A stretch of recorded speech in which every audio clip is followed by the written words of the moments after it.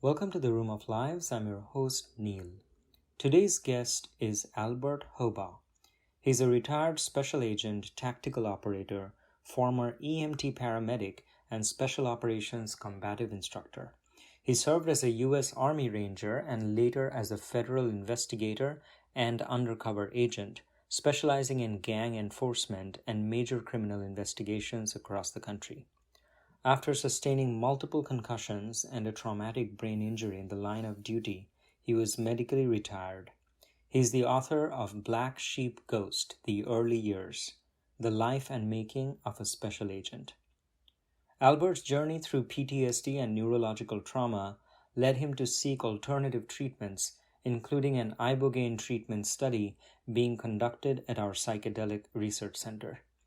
That is where I ran experiments on him before and after his treatment, and also had a conversation where he shared his surprising and unusual life story. In this first part, Albert shares his difficult and adventurous story of his childhood and youth.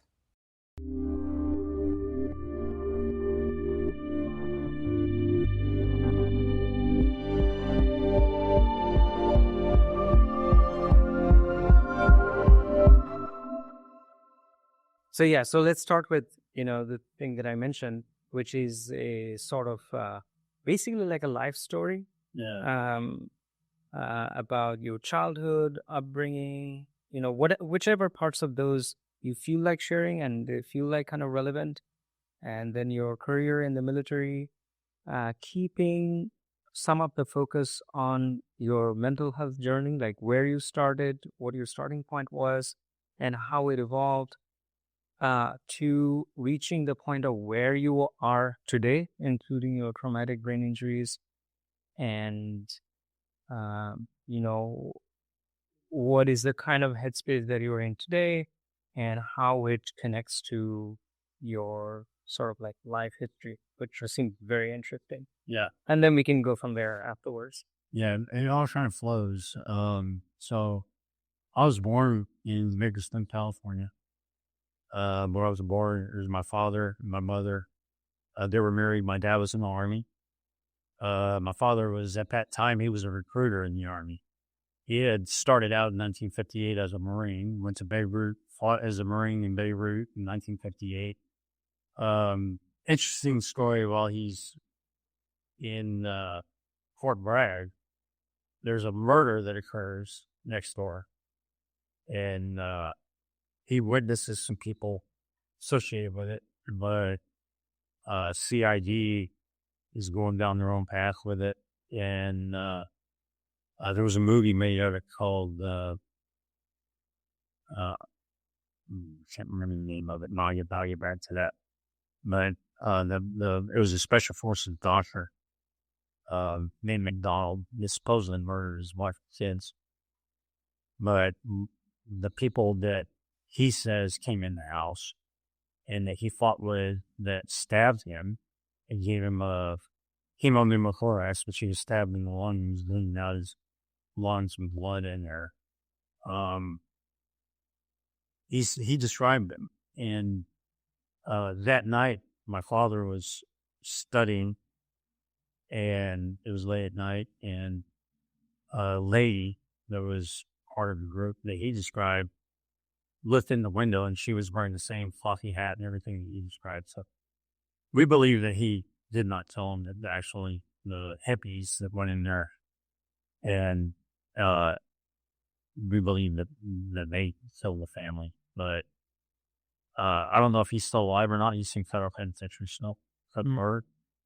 And my father was sent to Vietnam very fast, faster than he was supposed to be, because he provided some information on what he saw, and then the next thing you know, he got assignment in Vietnam. He was out of there. So, to this day, CID uses that crime scene as a learning tool on how to process crime scenes. Back then, when they had that crime scene, they screwed it all up. They let the medics and the MPs and just all these different personnel and command and everything that was in there really messed up the crime scene and the evidence. And so now CID actually establishes their evidence protocols based off of that crime scene, and we're going to learn from it. I had a lot of respect for him growing up. From Vietnam, we went to Panama to Alzon. He flew for Special Forces out of Panama. Did some pretty incredible stuff out there. Some humanitarian missions and special operations missions in and out of Central America. And then, but right before we went to Panama, my father came back from Vietnam for rest and relaxation, or R&R, halfway through his tour. And he went to Hawaii with my mother and took her to the Austin's Mall. And had a great time with her. She showed up there, had a great time. My mother was beautiful. Blonde hair, tall, skinny, blue eyes, just beautiful. And she was there, they had a great time. And then when my father was putting her back on the plane to go back to the States and he was going back to Vietnam, she turned to him and said, "I don't want anything to do with you or the kids anymore. And I'm leaving." When they were getting on the plane, when he was putting her on the plane, yeah. And then he went to Nation, and then he went to back, nope. And then he went back to Vietnam with that on his head. How old were you at that time? I was at that time, I think I was 2. Oh. And so he came back and he convinced her to go to Panama. And so he got assigned to Panama. Nobody wanted to go to Panama, so he did. So he went to Panama. And convinced her to come back. And she was there till I was 6, probably 7. She left a little sooner than that. Took us to Atlanta with her. She fortunately found another boyfriend, moved in with him, and was starting her modeling and acting career that she wanted. And apartments we moved into were huge. I mean, I was there with my uncles and my cousin. He was about my age, my cousin, and that was just a huge part all the time. It was all full of flight attendants and his flight stewardesses and women that worked at the Playboy Club and a bunch of bachelors and businessmen. And so you can imagine what that place was like. My uncle lived there. He was a firefighter. He's the youngest fire chief in Atlanta. He was a firefighter paramedic at the time. And I was there with her for about 6 months, probably. I remember spending a lot of time with my grandparents at that time, my grandmother and my step-grandfather. And I remember walking to school in the first grade on the highway, 2-lane highway, it's probably about a mile and a half away. And I would get up in the morning and my mom would just be checked out. She'd be taking her antidepressant pills and everything. She'd be checked out. And I would get up and I would walk by myself to school. And I'm first grade and I'm walking like a mile and a half down a 2-lane highway in the woods, in the Forest Park area of Atlanta. And my uncle would pull up on the ambulance from the fire department and most of the time. And I was about halfway through my walk, my uncle would pull up and be like, "Hey, you want to ride?" So I jumped in the ambulance and ride the ambulance to school. And I thought that was cool because I got to get out of the ambulance when I got there, So to me, that was cool. And had a good time with that. And so that was good. That lasted for about 6 months. And then my dad came and tried getting my mother to go back. And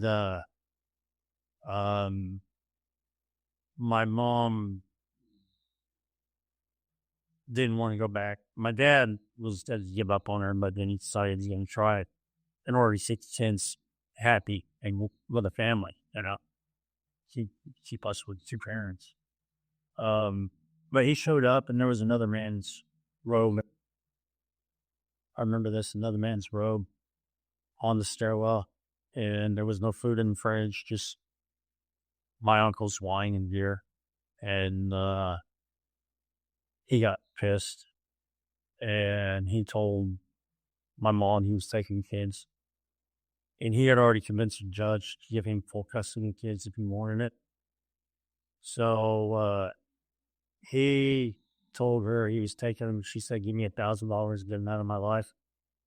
So we went to the airport, met my dad, with my father, and he gave her $1,000, and she gave him the kids, and me and my sister were with him. Losing my mother and leaving the special forces aviation aspect of it made him an angry man. And when he looked at me, it reminded me of him. Reminded him of my mother. And he and I, my father and I, we lived at home. We were bachelors. And at that time, he was the hotshot aviator, and there's only a handful of pilots in the world that fly that sky crane backwards, sitting in the engineer seat backwards. And he got type rated in it, and he's one of them. So, he's a pretty hotshot helicopter pilot, and then being a special forces helicopter pilot too. He personified that image. And so he was zinging over adventurous and this and that. And so I had different mothers in the home every week. I had different mother figures in my house every week, and they were all go-go dancers or strippers or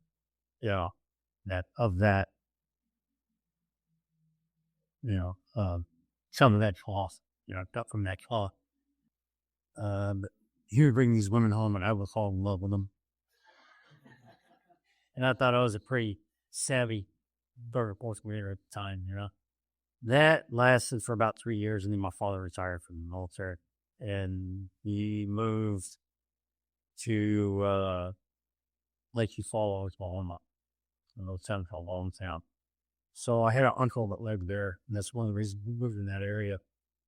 And my uncle was, he was poor. He drilled water wells for a living. Probably 13 of us in a 2-bedroom house. And friends that I had made, they didn't realize I lived with my uncle. They just knew I had a motorcycle and I lived somewhere around the lake. But the first day of school, it was a big shocker for me because all the friends that I had made, when I stepped on the bus at my uncle's house, those friendships were over. I was part of that family, and they were thieves and they were poor and we were, I learned what bigotry was when I stepped on that bus that night. And the right side of my throat is paralyzed, and my right vocal cord is paralyzed, and my soft palate is hardened from a radiation treatment I went through when 4 of us on my team ended up with head and neck cancer. And so my father would come home one week and pick me up in my motorcycle. We would go over to the hunting cabin. I lived there with him for a week. And then he would take me back to my uncle's. I lived out of a suitcase. But the more I lived there with them throughout the year, I started to develop some of the habits and some of the mannerisms and lingo terminology that they were using at slang. My father came home once. I was still in 5th grade. And he sent something to me, and I wasn't too happy about it. So I told him, throwing, like throwing. And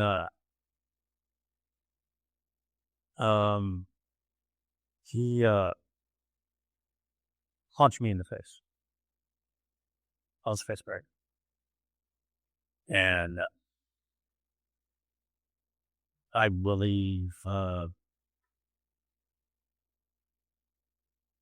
that's what that didn't stop. That continued throughout until I was 16. So anytime he got pissed at me,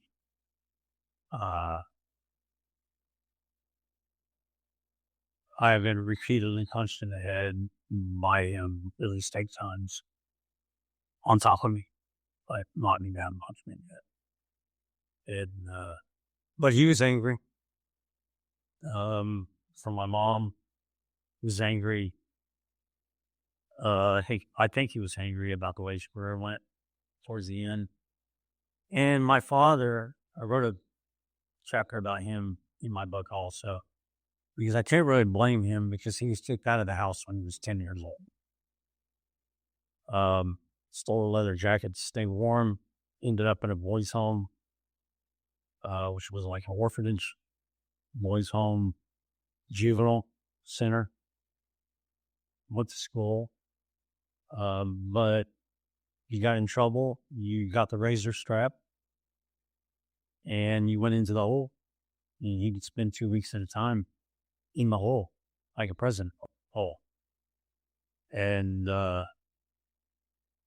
he started early on fighting for his life. Early on, 10 years old, some kid tried taking advantage of him, and he stabbed him with a pencil and broke the pencil off him. And there was a real throughout my life. There's a real Tom Sawyer type flavor to it, So I had it rough in some way, but I had it incredible in another way. I had a lot of freedom, a lot of autonomy, and I in my later years I referred back to relying on that intestinal fortitude and that perseverance that I learned growing up, that I had to endure growing up or to survive. I relied on that throughout my military and law enforcement career in the future. So my 5th and 6th grade year was pretty cool with them, except my stepmother. So my dad married her, Bucklet, and then she became what I would call the Wicked Witch of the East. That would be everything between the West and the East. She would say things to me like, it's bad enough I have to take care of my own kids, but I have to take care of you. She didn't show me any love or affection at all. I had nothing from her except for she would cook meals for me. And my father was extremely angry when he came home because he wasn't getting along with her. He was staying with her for me. I wasn't getting along with her, so I had a bad attitude. So he and I would clash, and I couldn't do anything right for him. I was too scared when he would task me with something. I was too scared to be able to perform. He would ask me to get a screwdriver off the pegboard in the well house, and I would go in there and I would be staring at the screwdriver, but I wouldn't see it. I was too scared of what would happen if I didn't find it. Sometimes I would get off the bus around 4:30 and walk down to the house, and I would hang out till my stepmom came home. And then when she came home, I would run off into the woods and ride my bike on a racetrack that we had built across the street. And then I would just sit there with my bike until it got dark, just looking at the house. I would just watch the house in the woods, watch the house from the woods, and wait till it got dark, wait till she went to bed, and then I would go in and go to sleep. Not even want to deal with her. I do remember that I had a friend that was Native American, Indian, say back then, Native American wasn't probably a term back then. I had an Indian friend, and he was a little younger than me, or I think 1 year younger than me or so. He lived right next door to me, and we would go down to this train track area. Like, the train track was sunken, and then there was about a 70-foot cliff that you would go up, so the houses were up on top of the cliff. Walk across the street and you go down to the train tracks and go down to the underpass where the train went under the overpass and everything. And we can go hang around down there. We hunt rabbits and with our bow and arrow and stuff like that. And I was down there one time looking for him, and I was in the 7th grade. I had just come from school that week. It was my first week of school. And I got on the bus.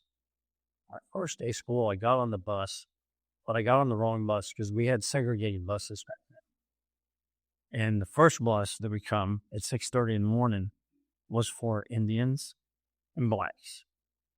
And if there were any Mexicans, second bus was for the whites.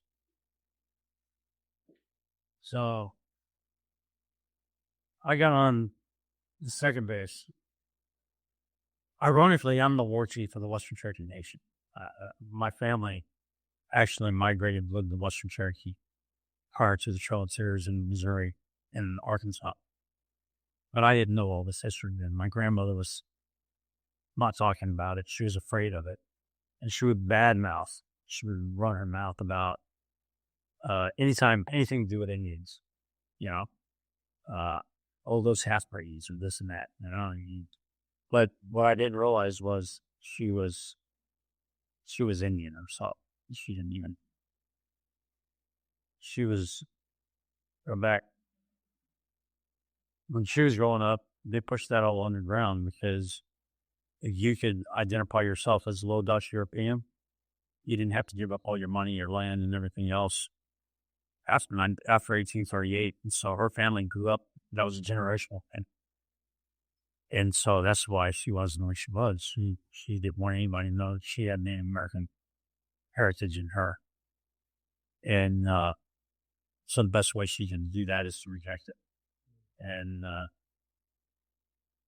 so anyways, I go to school and I get on the bus with the Indians. And I don't think anything of it. I'm not a segregational person, And I go to school, and that day after school, I get back on the bus, come home, and I'm standing in line waiting for the bus. The bus is pulling up, and this little Indian boy comes running up and just Billy Jack kicks me with both feet right in the chest, knocks me down. And by the time I can get my bearings and get back up, he was gone. I was like, what was that about? And then I found out later, it's because I rode the wrong bus. But across the train tracks on the other side of the cliff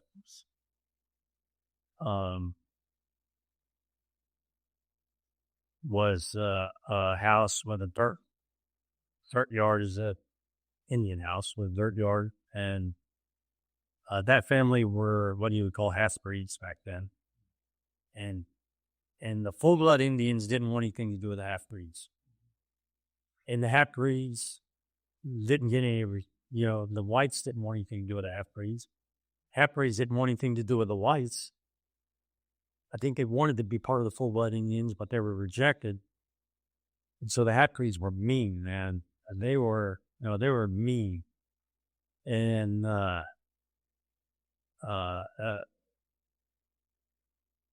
went down looking for Tony, like I was saying.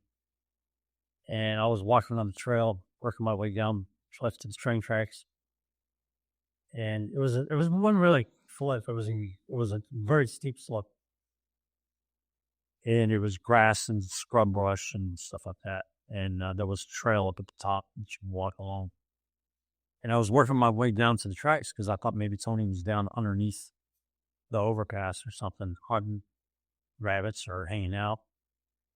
And I'm in the 7th grade now. And I'm walking down there.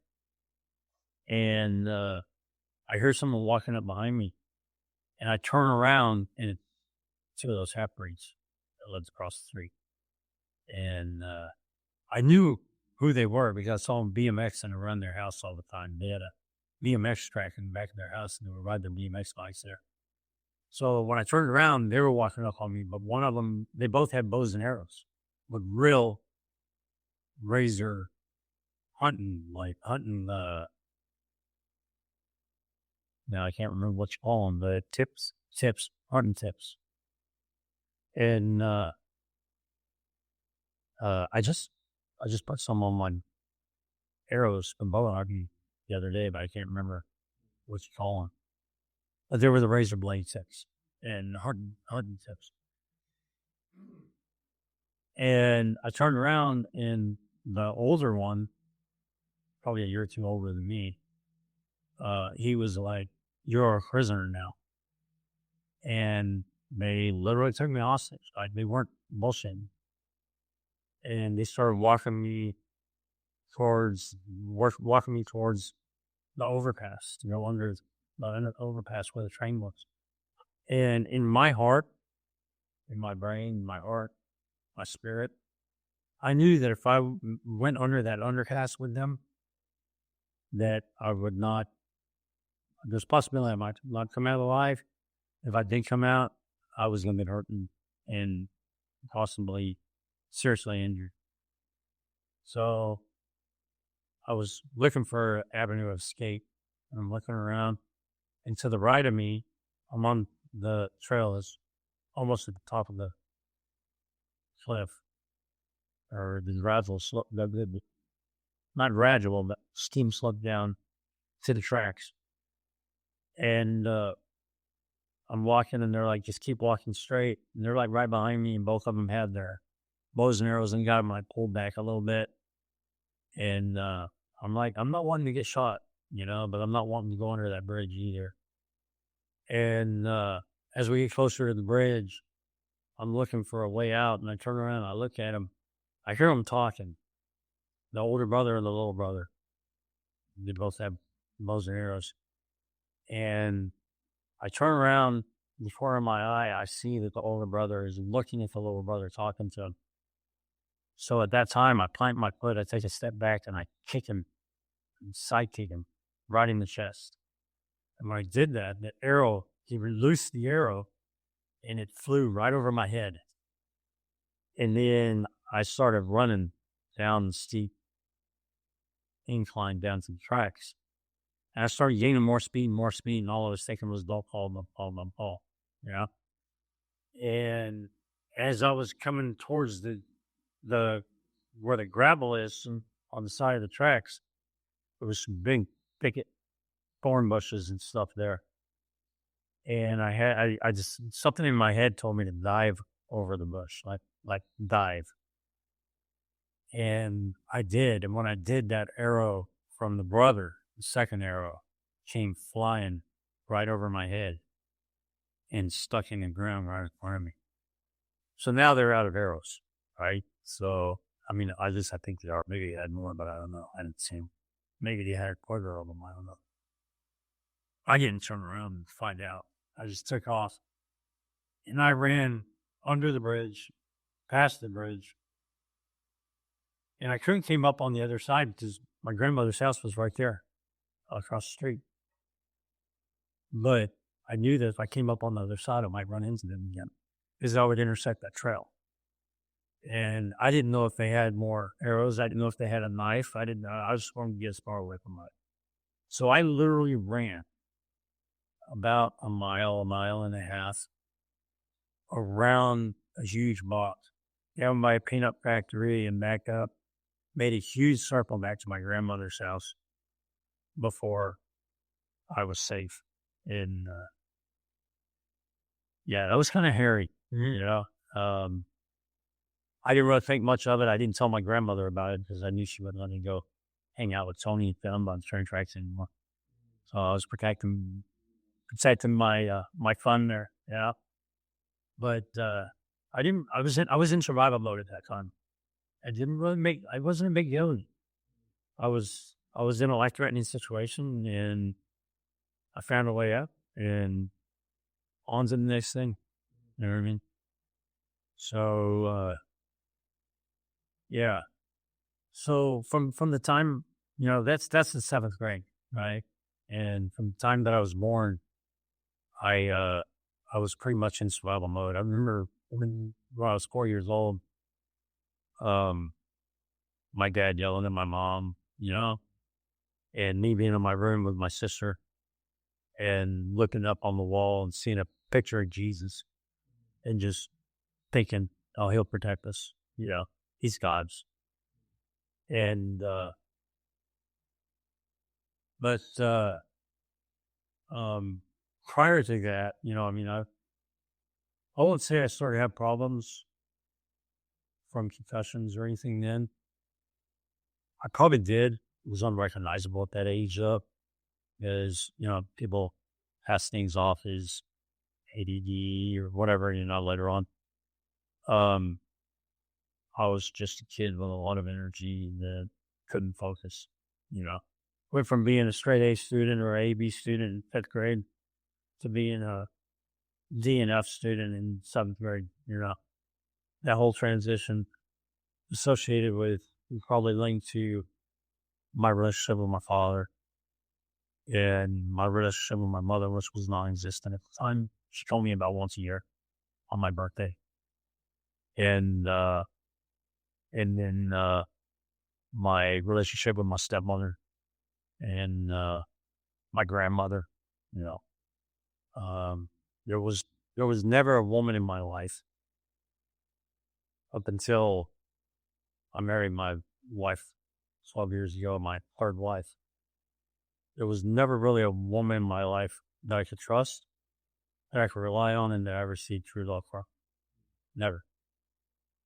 My cousin decided that he was going to come in my bedroom and pump his BB gun up 10 times across my life hour, pellet rifle, hand load 4 BBs into it, to the chamber, and point it to my head about 3 feet away from me to make me make my bed. And I was sitting, and I told him, can I be explicit? I told him, fuck off. And he shot me in the head. And it knocked me out, knocked me down to the bed. And when I came to, I had blood all over me.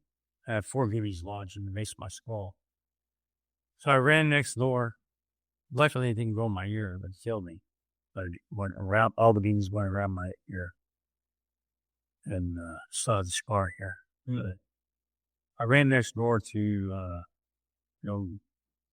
shooting hunter's house next door. His granddaughter lived there. She was a good friend of mine. So I went, his name is Jake.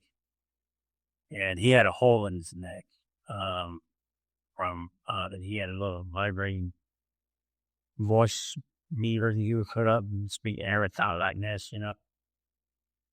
And I knocked on the door, and he came to the door, and I just had blood all over me. I remember I was wearing a Jimi Hendrix t-shirt that I had bought, and it was full of blood.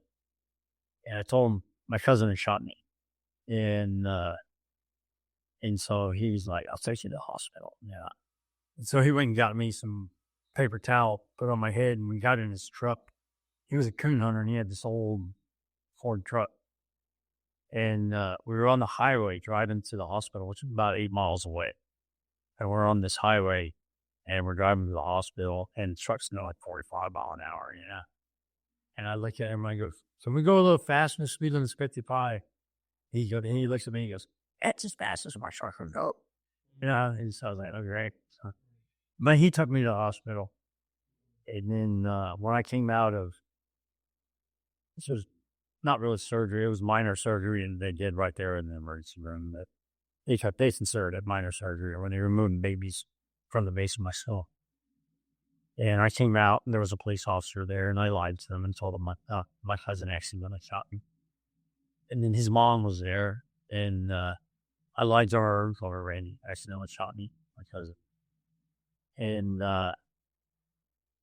so we went home, and she beat him with a belt buckle so bad that my dad felt sorry for him.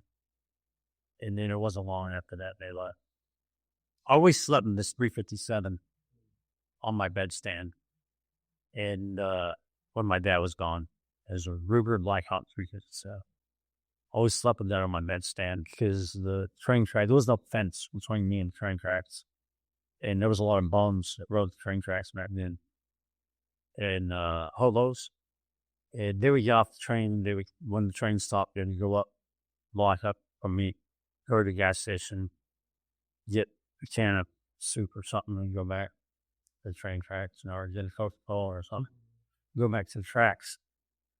And they would hang around out there until the train moved, and then come back on the train and take off. And so trains stopped at night too, change tracks all throughout the night and everything. So I always kept that 357 in case there was a problem. Well, I came home, walked in the door, walked through my living room, down the hallway to my bedroom, past my dad's room. And I heard someone running in the house. Someone ran out of my dad's room, it sounded like. And then ran out my front door. I heard the door shut. And I think there was a screen door at the time. I heard that screen door shut. And I grabbed that 357. I gave chase. And I came out. I was 14 years old. I came out from the door of my house and I ran down the steps. I spun around to the right where I heard somebody running off through my pasture. And it was dark. I couldn't see anything. It was dark, but I could hear them running. And it was interesting. I just closed my eyes, listened, pointed my gun at them, pulled the hammer back, fired 3 rounds off. And needless to say, nobody broke into my house again after that. Went to school the next day, and kids had blamed that. People in town had blamed it on the guy that owned the gas station because he was a World War II vet. And so they were like, "Yeah, David freaked out last night, man. Had flashbacks. He was shooting the gun and everything." My friends came up to me and they were like, "Dude, was that you?" And I was like, "Yeah, man. Someone broke into my house." "You shot him?" "Yeah." "Yeah." And they're like, "Oh, dude, I thought that was you." Thanks for hanging out with Albert and me today in the Room of Lives. In the next part, he shares 2 mysterious stories where synchronicities saved his life.